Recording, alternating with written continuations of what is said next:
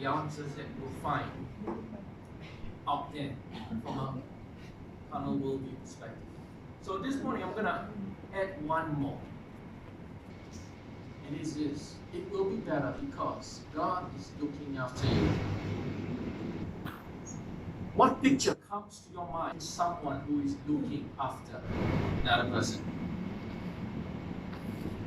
Or you could say that it reminds you of yourself looking after your child before his teenage years.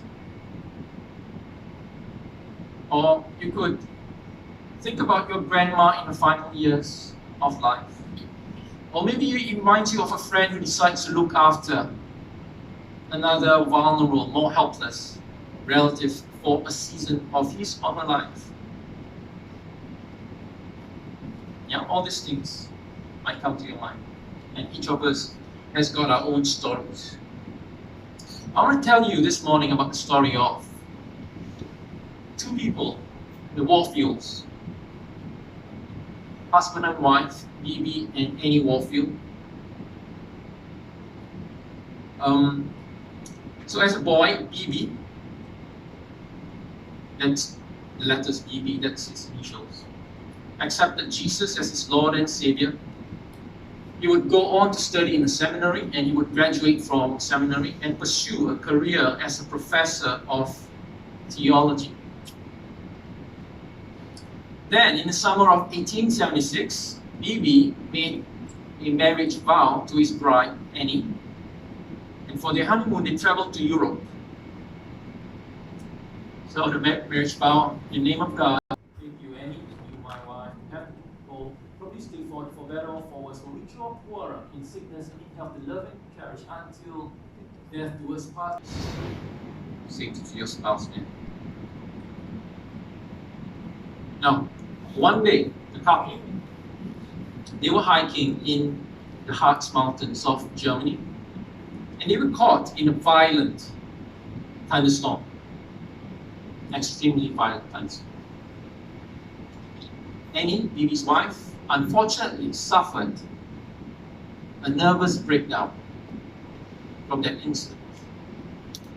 And because of that, she never recovered. It overwhelmed her that she never recovered from it. The nervous breakdown accompanied her from that point on. At first, Annie was still able to go on walks with B.B. through town. But then, this walking became even too difficult for her. So two of them would just walk across the front porch of their house. But then, eventually, she felt even more sick and she became bedridden, no longer able to leave the house. B.B. would spend nearly all his time, non-teaching hours. Remember, he's a professor. He would spend all his time at home. Even with his busy schedule, he would reserve time every day to read to his wife, Annie. He would never be far away from her for more than 2 hours at a time, despite profound limitations that he found himself in. This is the amazing thing when I read this story.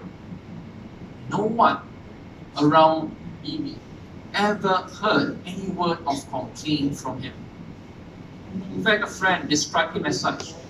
He has had only two interests in his life: his work and Mrs. Wakefield.